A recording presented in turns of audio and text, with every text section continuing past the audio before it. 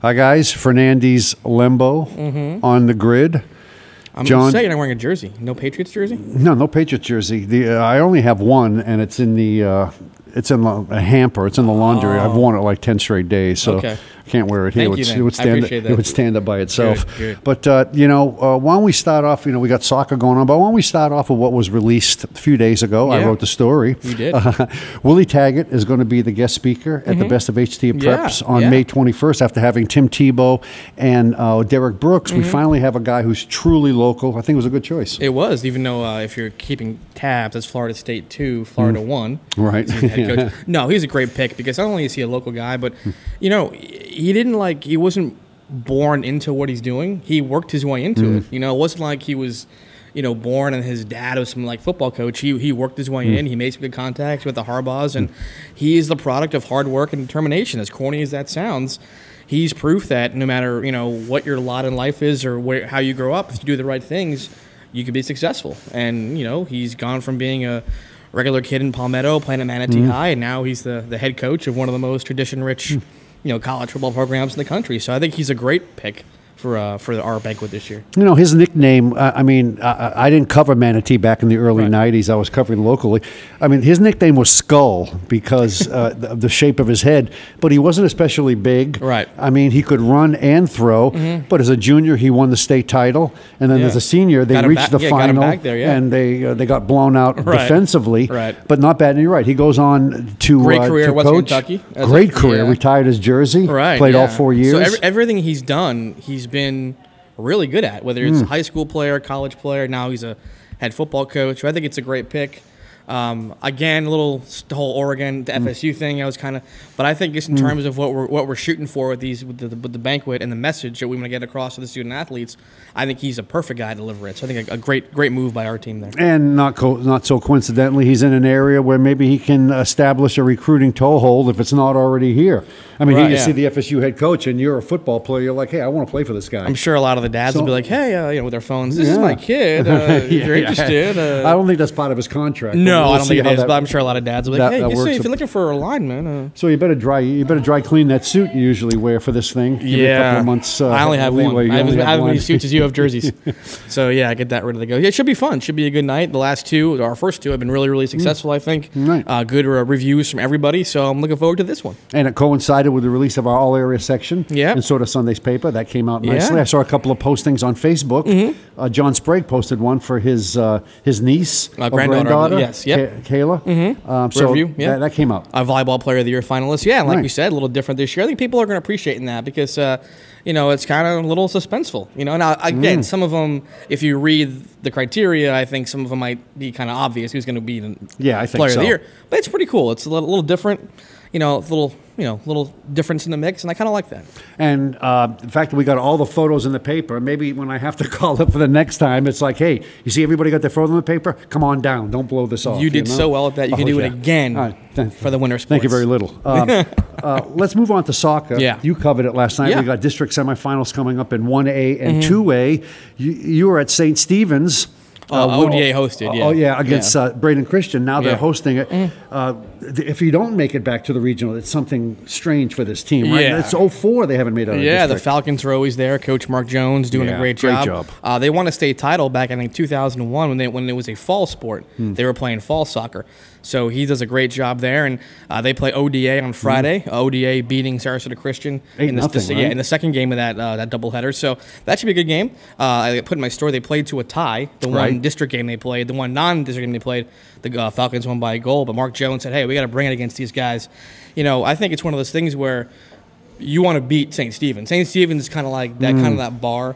Them Lakewood Ranch for soccer in the area. So, you want to win a district title, but if you can do it against St. Stephen's, that's all the best. That'd be a good game. That's going to be 7 p.m. back at ODA, Thunder Stadium. That should be a good game. Is this one of these programs where he's established a tradition of excellence, and it just sort of every year sort of follows and feeds upon itself? Every school would like to have that, but not every school can. I think so. And also, too, being a private school, you can start playing in 6th grade. So he can have these guys for a real long time. And I did a feature on Coach Jones a few months ago, and the football program, that success is kind of eaten away a little bit. Like, he gets kids a little later, but he said the good thing about that is they're winning. So they come to him having won in the fall. and you want to keep the winning stuff going. So, yeah, I think it's a lot about him. He gets great players, and St. Stephen's, it's been the model of consistency these last few years for boys soccer. We talk about 2A11, Mooney, which seems like they're on their game, 8-0 over Booker, and they'll be facing basically the sort of Bulldogs who beat SMA 1-0. Yeah, and Mooney, of course, lost Alex Turner, who was the best player in the area the last 2 years. He's at Mercer right now. I think he was a 2A player of the year back-to-back years. So good for them to lose a great player like that and still succeed, kind of that whole team concept of the many over the one, I guess you could say, to get poetic about it. But it's some good soccer in the air. There always is, girls, boys, and I'm covering a good one tonight. Venice, Braden River, at Braden River, the 2-3 seeds.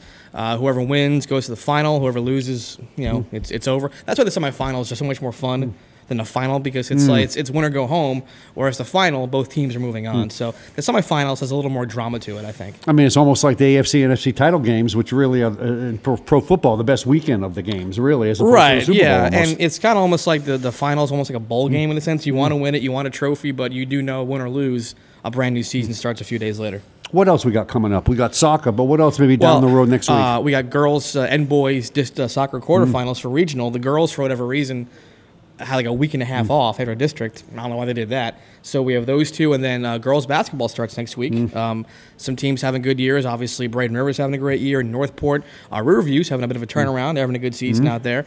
And I know Southeast is young, but you can never really sleep on a John Harder Southeast basketball team. They always know when to win games at this point of the season. So that should be a fun week, too. I like watching John Harder's team because they always seem to progress as the season goes on, like you want any team to do. And he always has like these 2 or 3 young girls who are really, really good, who you're thinking about, 2 or 3 years from now. So I did a story on him as well, and he said he's going year by year in terms of how long he wants to keep coaching.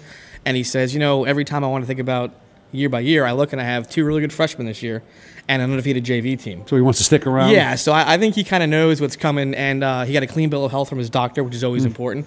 So, they'll be fun to watch, too. There's some good, there'll be some interesting games next week with Braden River and Northport. They're in the same region, those two teams, so they can meet a couple weeks from now. Lakewood Ranch, of course, never sleep on them either. They're not what they were a couple years ago. They're still pretty good. So some good girls basketball next week. Has John Harder's saddle shoes gotten a clean bill of health? We'll see. He brings out the saddle shoes and that plaid jacket only for the Final Four. Amazing. Well, if he wore it... I take that back. He wore it last year when they named the court after him. So pretty momentous things. He wears the Well, when it's an 80-year-old jacket, you only wear it once a year. Yeah, but it's kind of cool, though. When it comes out, it's a big moment. Last thing before we sign off this week...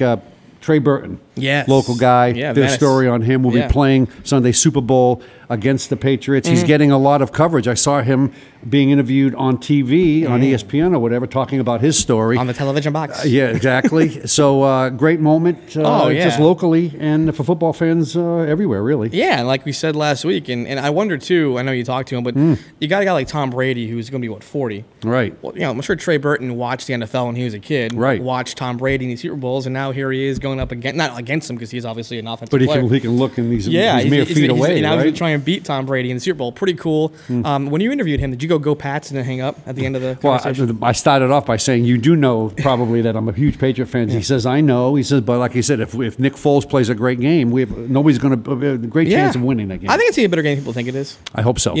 The line has moved because somebody put $1 million on the Eagles. So wasn't me. We'll look for that. We'll probably talk about that next week and more.